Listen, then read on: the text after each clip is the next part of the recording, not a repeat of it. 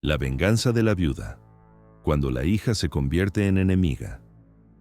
Cuando mi hija me dijo, busca otro lugar donde morirte, ahora eres inútil, hice las maletas como la madre obediente que siempre había sido. 3 días después, estaba sentada en la oficina de un abogado, descubriendo que mi supuestamente amoroso esposo había jugado la partida de ajedrez más larga de la historia. Victoria estaba a punto de aprender que a veces el peón se convierte en reina. Si están viendo esto, suscríbanse y déjenme saber desde dónde nos ven. Permítanme contarles cómo pasé de ser una viuda sin hogar a la mujer que tenía todas las cartas. Porque, queridos, esta historia tiene más giros que una fábrica de pretzels. Hola, soy de Historias de Traición Familiar. Si disfrutan de historias de traición, deslealtad y venganza perfecta, denle like y suscríbanse ahora. Esta es la historia de cómo una hija desalmada traicionó a su propia madre y cómo la justicia llegó de la manera más inesperada. Hace 2 meses, era Margarita Sullivan, esposa devota de 43 años y madre de una hija espectacularmente ingrata. Cuando Roberto murió de un ataque cardíaco a los 71 años, pensé que mi mundo se acababa. Victoria se abalanzó durante mi duelo como un buitre con ropa de diseñador, lloriqueando sobre lo difícil que debía ser esto para mí. «Mamá, no puedes manejar esta casa grande sola», había dicho, su voz goteando falsa preocupación. Las escaleras, el mantenimiento, todos esos recuerdos. No es saludable. Debía haber visto el cálculo detrás de su preocupación. Victoria siempre había sido la favorita de Roberto, su pequeña princesa que no podía hacer nada malo. Cuando se casó con ese banquero de inversión, Kevin, y comenzó a producir nietos, Roberto los adoraba a todos. Mientras tanto, yo era solo la mujer que cocinaba, limpiaba y mantenía todo funcionando sin problemas. Después del funeral, Victoria se volvió cada vez más insistente sobre mi situación. Traía a Kevin para cenas familiares donde me acorralaban con folletos de bienes raíces y catálogos de comunidades para jubilados. «Mamá, estos lugares son maravillosos. Tendrías gente de tu edad, actividades, sin responsabilidades». Lo que realmente querían decir era, sin herencia que dividir, sin madre inconveniente de la que ocuparse. El golpe final llegó el martes pasado. Había estado viviendo en lo que Victoria ahora llamaba nuestra casa durante 6 semanas desde la muerte de Roberto, aún durmiendo en el cuarto de huéspedes porque no podía soportar empacar nuestro dormitorio. Victoria llegó sin anuncio con Kevin y 2 maletas grandes. «Mamá, hemos tomado una decisión. Kevin obtuvo la promoción y necesitamos mudarnos al centro inmediatamente. Esta casa es perfecta para nosotros». La miré, sin comprender del todo. «¿Mudarse? Pero esta es mi casa». La máscara de Victoria se deslizó por un momento, revelando el frío cálculo debajo. «En realidad, mamá, según el testamento de papá, heredé todo. La casa, las inversiones, todo. He estado permitiendo que te quedes aquí por bondad, pero es hora de que encuentres tu propio lugar». Las palabras me golpearon como un golpe físico. «Victoria, seguramente habrá habido un error». «No hay error. Papá sabía que yo cuidaría mejor su legado de lo que tú jamás podrías. Nunca entendiste el dinero o las inversiones. Solo eras la esposa. Solo la esposa». 43 años reducidos a esas 3 palabras. Ahí fue cuando me dio el golpe mortal. «Busca otro lugar donde morirte. Ahora eres inútil». Empaqué mis cosas en 3 días. 43 años de matrimonio cabían en 2 maletas y una pequeña caja de fotos. Victoria observaba desde la entrada, revisando su reloj como si la estuviera haciendo llegar tarde a algo importante. «Hay un bonito complejo para personas mayores en Maple Street», ofreció con el entusiasmo de alguien recomendando un restaurante decente. «Muy económico. Estoy segura de que tienen vacantes». Económico. Mi hija estaba heredando $33 millones y me estaba sugiriendo que me mudara a lo que esencialmente era un centro de bienestar para ancianos. Kevin cargó mis maletas en su BMW, con la eficiencia de alguien deshaciéndose de basura. «Margarita, te encantará tener tu independencia de nuevo», dijo sin mirarme a los ojos. «No más preocupaciones por el mantenimiento de la casa o impuestos de propiedad. No más hogar», quería decir. Mientras nos alejábamos, vi mi casa, la casa de Roberto, la casa de Victoria ahora, desaparecer en el espejo retrovisor. Había pasado 4 décadas convirtiendo esa casa en un hogar, organizando fiestas de cumpleaños de Victoria, cuidando a Roberto durante su enfermedad.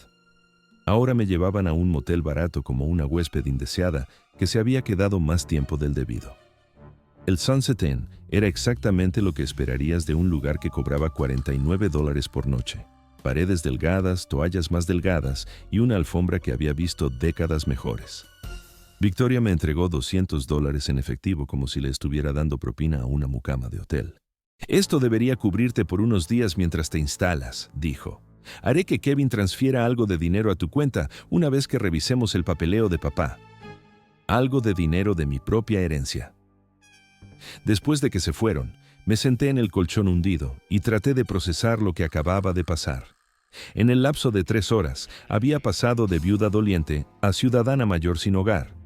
La mujer que había criado, amado y por quien me había sacrificado, me había desechado como una receta vencida.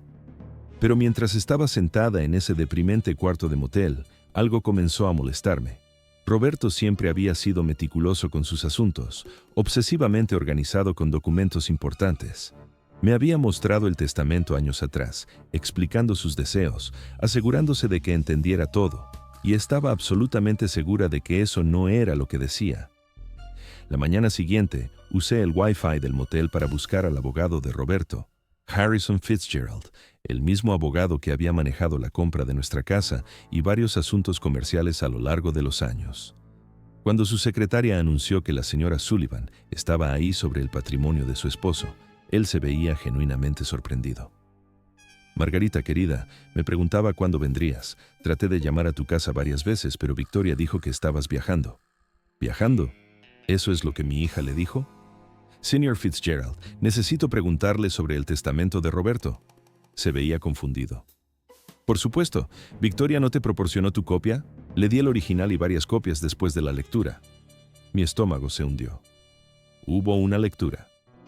«Margarita, se suponía que estuvieras ahí. Victoria dijo que estabas demasiado angustiada, que ella manejaría todo y se aseguraría de que recibieras tu herencia». La sangre se drenó de mi cara cuando la realidad me golpeó. «Señor Fitzgerald, nunca me dijeron sobre ninguna lectura. Victoria me dijo que ella heredó todo». La expresión de Harrison cambió de confusión a alarma. Alcanzó una carpeta gruesa, sus movimientos repentinamente urgentes. «Margarita, eso es imposible. El testamento de tu esposo es muy específico sobre tu herencia». Harrison comenzó a leer y me di cuenta de que Victoria había mentido sobre todo. Yo, Roberto James Sullivan, estando en pleno uso de mis facultades mentales, lego por la presente a mi amada esposa Margarita Ann Sullivan lo siguiente. Nuestra residencia principal en 847 Oakwood Drive, incluyendo todos los muebles y efectos personales. Además, le dejo el 70% de todos los activos financieros, inversiones y cuentas que suman aproximadamente $23 millones. Mi cabeza comenzó a dar vueltas. $23 millones. La casa, 70% de todo. Harrison continuó leyendo, su voz volviéndose más seria. A mi hija, Victoria Sullivan Hayes, dejo $10 millones que se mantendrán en fideicomiso con distribuciones comenzando en su cumpleaños número 45, contingente a su trato hacia su madre después de mi muerte. Contingente a su trato hacia mí. Roberto había sabido. De alguna manera había sabido exactamente lo que Victoria trataría de hacer. «Señor Fitzgerald», susurré. Victoria me dijo que no heredé nada. Se mudó a mi casa. Me dio $200 y sugirió que encontrara un centro para ancianos. La cara del abogado anciano se enrojeció de ira. «Margarita, lo que Victoria ha hecho se llama abuso de ancianos y fraude. Ha cometido múltiples delitos graves». «Hay más, Margarita. La provisión del fideicomiso para Victoria específicamente establece que si ella falla en tratarte con respeto y dignidad después de mi muerte, los $10 millones completos revierten a ti en su lugar». Lo miré fijamente en shock. «¿Está diciendo que...?» «Estoy diciendo que tu hija acaba de costarle $10 millones a sí misma. Su herencia ahora es tuya también. No estás heredando 23 millones, Margarita. Estás heredando $33 millones más la casa y toda propiedad personal». La ironía era tan perfecta que casi era divertida. Victoria había estado tan ansiosa por reclamar su herencia que había activado exactamente la cláusula diseñada para protegerme de su codicia. «¿Qué hago ahora?», pregunté, mi voz apenas estable. Harrison sonrió y por primera vez desde la muerte de Roberto vi genuina calidez dirigida hacia mí. Ahora, querida, llamamos a la policía sobre el fraude y luego llamamos a Victoria y le informamos que está a punto de recibir el shock de su vida. La oficina de Harrison se convirtió en el centro de comando para lo que él alegremente llamó Operación Justicia. Contactó a la policía, los bancos y un investigador privado mientras yo me sentaba en su silla de cuero, aún procesando la magnitud del engaño de Victoria. Los documentos falsificados son bastante sofisticados, explicó la detective Rodríguez, mientras revisaba el testamento falso que Victoria me había mostrado. Esto no fue un crimen improvisado. Alguien lo planeó cuidadosamente. En 2 horas, cada cuenta había sido congelada. Las tarjetas de crédito de Victoria vinculadas a lo que pensaba eran sus nuevas cuentas de herencia fueron rechazadas. Mi teléfono sonó exactamente a las 3:47 de la tarde. El nombre de Victoria apareció en la pantalla. Mamá, ¿dónde estás? ¿Hay algún tipo de error con las cuentas bancarias? Hola, Victoria. Estoy sentada en la oficina de Harrison Fitzgerald. ¿Lo recuerdas? El abogado de papá, quien leyó el testamento real a un cuarto vacío mientras le decías que yo estaba viajando. Silencio. Luego, mamá, no sé qué crees que descubriste, pero... Descubrí que eres una mentirosa y una ladrona. Querida, también descubrí que tu padre era mucho más inteligente de lo que cualquiera de nosotras se dio cuenta. Victoria, déjame aclararte algo.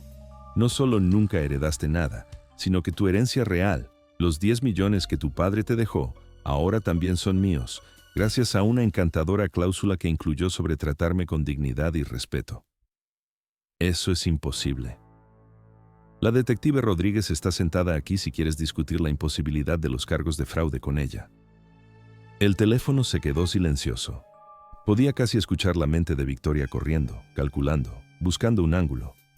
Mamá, por favor, ¿podemos reunirnos en algún lugar y hablar de esto razonablemente? Oh, definitivamente nos estaremos reuniendo pronto en el juzgado cuando seas acusada formalmente. No te atreverías a presentar cargos contra tu propia hija. Algo frío y final se cristalizó en mi pecho. Mírame hacerlo. Colgué y miré a Harrison, quien sonreía con aprobación. La policía arrestó a Victoria a las 8:30 de la noche mientras cenaba en Legrand, aparentemente celebrando su herencia con Kevin y otra pareja. Según la detective Rodríguez, gritó sobre arresto falso y exigió llamar a su abogado, quien resultó ser el compañero de golf de Kevin y no tenía experiencia con derecho penal. Kevin fue arrestado en su oficina la mañana siguiente. El contador forense había rastreado los documentos falsificados a una empresa de impresión que la firma de Kevin usaba para crear prospectos de inversión fraudulentos. Pasé mi primera noche de vuelta en mi casa en 43 años, durmiendo en el dormitorio principal. Victoria ya había movido sus pertenencias al espacio, reemplazando la organización cuidadosa de Roberto con su caos de ropa de diseñador y cosméticos caros. Empaqué todo en bolsas de basura y las dejé en el porche delantero. Días después, mientras revelaba más sobre las actividades de Roberto, descubrí algo que cambió todo lo que pensaba que sabía sobre mi esposo. A través de investigaciones profundas, encontré evidencia de que Roberto había estado involucrado en lavado de dinero. Pero luego llegó la revelación más impactante de todas. La agente del FBI, Sara Martínez, me explicó la verdad. Sarah Sullivan, su esposo no solo estaba lavando dinero, era un informante del FBI. Durante 12 años estaba proporcionando información sobre operaciones criminales mientras aparentaba facilitar su lavado de dinero. Mi mundo se tambaló por tercera vez. Robert estaba trabajando para el FBI, operación encubierta, investigación a largo plazo. La operación era tan sensible que incluso las oficinas locales del FBI no fueron informadas. Todo el dinero que me había dejado era legalmente mío, ganado a través de cooperación federal legítima. Victoria y Kevin fueron sentenciados a 18 meses de prisión federal cada uno. La cobertura noticiosa de sus crímenes me convirtió en algo así como una celebridad en círculos de defensa de personas mayores. Usando $15 millones de mi herencia, establecí la Fundación Margarita Sullivan para protección de ancianos, financiando asistencia legal para personas mayores que enfrentan abuso financiero familiar. Mi historia captó atención mediática mucho más allá de la cobertura inicial. La venganza de la madre, una historia criminal estadounidense, está siendo desarrollada como una serie limitada para Netflix. 10 meses después, estaba de pie en la cocina de mi casa renovada preparando café. Los últimos 6 meses habían sido un torbellino de procedimientos legales, entrevistas de medios y transformación personal. Victoria me había escrito 17 cartas desde la prisión federal.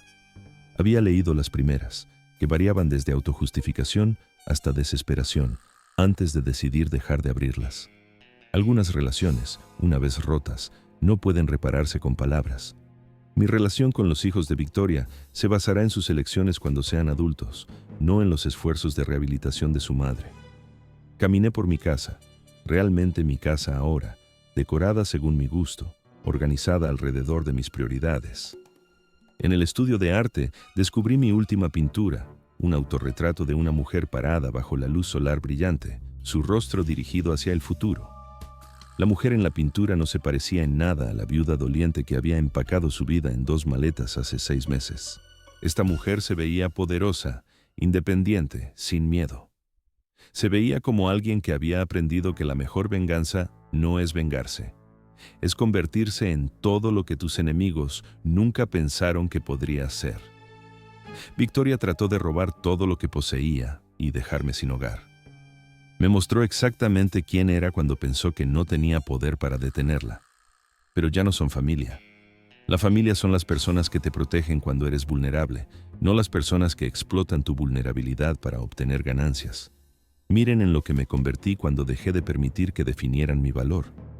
La mujer en esa pintura no era alguien que pudiera ser manipulada, desechada o subestimada. Era alguien que había aprendido que el verdadero poder no viene de lo que otros te dan, sino de lo que refuses permitir que te quiten. Y si Victoria quería reconstruir una relación con esta mujer, mejor que trajera mucho más que cartas de prisión y disculpas huecas. Mejor que trajera una transformación completa, una que igualara la mía. Gracias por escuchar. No olviden suscribirse y sientan la libertad de compartir su historia en los comentarios. Su voz importa. Fin. Los nombres han sido cambiados para proteger la privacidad.